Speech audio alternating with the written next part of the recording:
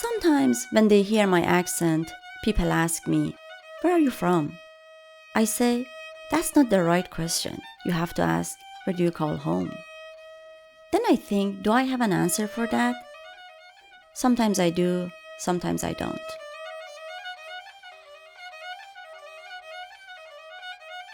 When I was growing up, my grandparents had a big orchard full of fruit trees, oranges, pomegranate, walnuts.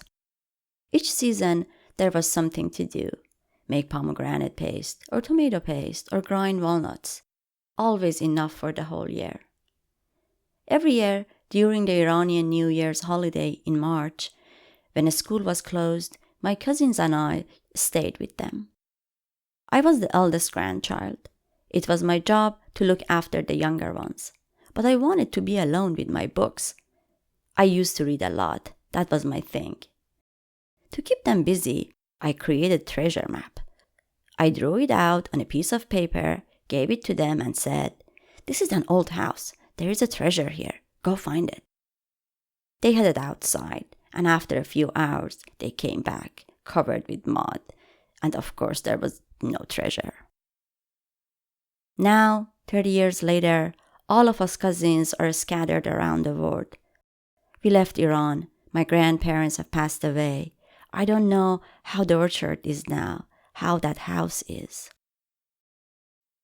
A few weeks after the 2016 election, I messaged some of my friends.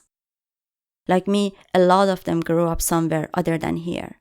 I told them that if they ever need a shelter, my house is theirs.